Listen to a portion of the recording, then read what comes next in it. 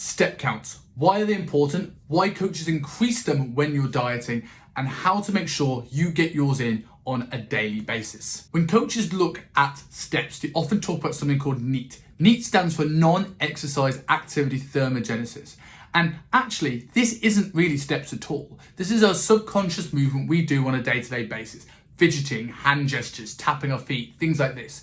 And over the course of a diet, the body will try and conserve energy to maintain homeostasis. If there's less coming in, we have no reason to move more and burn more energy. So this NEAT will naturally down-regulate. I am not going to ask you, as a goal this week, I want you to fidget more. That is unrealistic. That is something that we cannot track. But what we can do is increase step count to offset this natural downregulation of NEAT. But it's not just about burning calories. A 2015 study showed that people who have higher energy expenditure over the course of an average day had a lower risk of metabolic syndrome, cardiovascular disease, and all-cause mortality. So it is really important to maximize your health. So the question I always get asked is, how do I hit my step target for the day? Well, in my experience working with thousands of people now, it's very rare that I see anyone get in phenomenal shape under 8,000 steps a day. So this should be the target that you should aim for as an absolute non-negotiable bare minimum. If we look at that in how long this is going to take you to achieve, on average, people walk a mile in about 20 minutes, which means the average of 1,000 steps is probably about 7 minutes.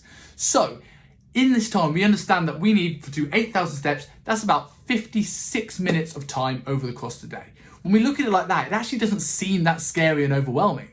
And then we can look at what strategies are best to make sure we hit this. Is an hour of cardio beneficial for you? Are you the kind of person that just sits all day, likes being lazy, but doesn't mind going to the gym and banging out an hour of cardio? Then this is great. Find a podcast, get on a treadmill and go. But for most people who are busy, this is just generally unrealistic. And you're probably going to find a combination of cardio and lifestyle factors are going to be the thing that ensures you get your step count up.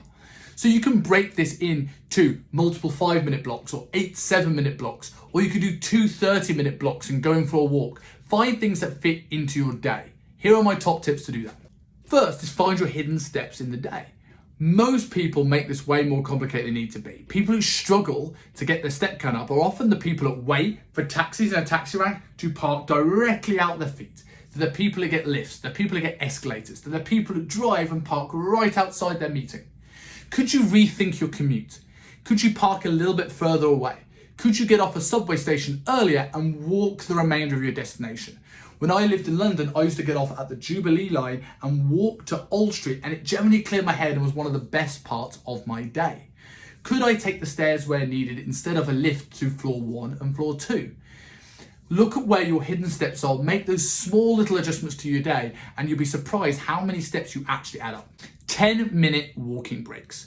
Anyone is familiar with Stan Efferding, a phenomenal coach, definitely go and follow him. He advocates massive on the 10-minute walking breaks. Good for metabolic health, good for getting blood flow out there, good for burning a few extra calories, but also very easy to break into a day. So look at your day, look at your working day and how much time you spent seated.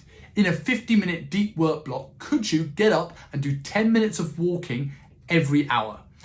Most people are gonna say, no, I'm too busy, I can't do that. But most of us spend a lot of time answering emails. Most of us have the email app on our phone. So maybe we do 50 minutes of deep work and 5 minutes of answering emails on your phone.